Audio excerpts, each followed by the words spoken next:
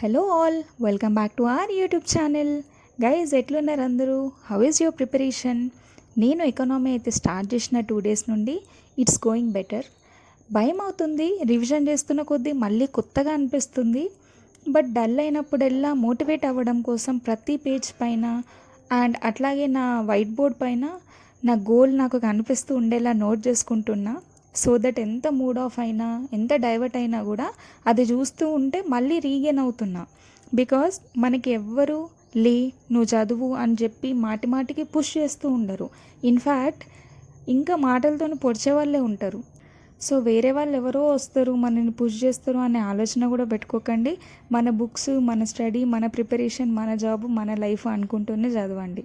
Economy అంటేనే భయపడే నేను 2 yearsగా డ్రై సబ్జెక్టు, బోరింగ్ సబ్జెక్టు అనుకుంటూ నెగ్లెక్ట్ చేసుకుంటూ వచ్చిన నేను ఇప్పుడు ఎకనామీని ఇంత ఇంట్రెస్ట్ పెట్టి చదువుతున్నానా అని నాకే క్వశ్చన్ వస్తుంది.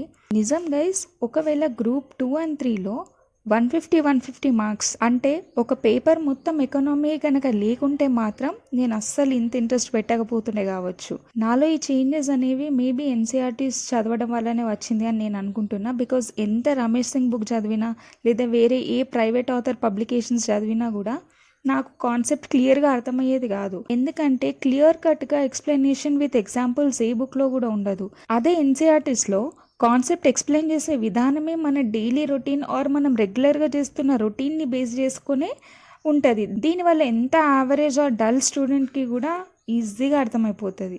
టాపర్స్ అందరూ ఫినిష్ యువర్ ఎన్సీఆర్టీస్ ఫస్ట్ అని చెప్తూ ఉంటారు కదా. One of the major and basic reason ఇదే అన్నమాట. సో ఎంత ప్రైవేట్ ఆథర్ పబ్లికేషన్స్ చదివినా కూడా I sincerely advise you to read NCERTs for basic things and conceptual understanding. And ఎప్పుడైనా గవర్నమెంట్ అఫీషియల్ పీడిఎఫ్స్ లేదా బుక్స్ని ఫాలో అవ్వాలి. Like budget, socio economic outlook of both central and state government, PIB, academy books and references, వీటిని ఎక్కువగా follow అవ్వాలి. ఇవే మనకి standard resources అనమాట. నిన్న వీడియోలో నేను 3 పబ్లికేషన్స్ గురించి చెప్పిన. నేను అనుకున్నట్టే వేరియేషన్స్ ఉన్నాయి చాలా. బట్ గవర్నమెంట్ యాక్సెప్ట్ చేసేది మాత్రం అఫీషియల్ థింగ్స్నే కదా.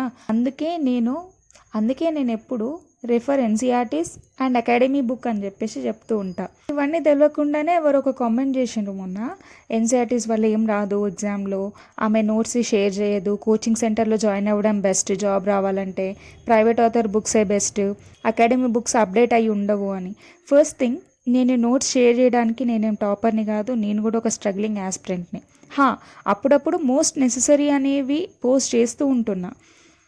నేను ఒప్పుకుంటా అకాడమీ బుక్స్ అప్డేట్ ఉండవు అని. కానీ కాంపిటేటివ్ ఫీల్డ్లో ఉన్నాం, గ్రూప్ 2 ఎగ్జామ్ రాస్తున్నాం, ఆఫీసర్స్ అవ్వబోతున్నాం. ఈ మాత్రం ఓపిక లేకుంటే, అప్డేట్ చేసుకునే ఓపిక లేకుంటే రేస్లో ఉండగలుగుతామా? అందరం హార్డ్ అనుకుంటూ ఉంటున్నాం, మరి జాబ్ లెట్లు వస్తున్నాయి వేరే వాళ్ళకి. అందరం సేమ్ పేపర్ రాస్తాం, మార్క్స్ ఎందుకు డిఫరెన్సెస్ వస్తున్నాయి? మరి ఆలోచించండి.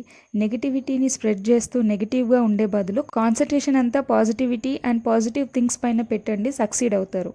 So guys, that's it for today. I hope you like the video. Please do like, share, comment and subscribe to my channel. Thank you.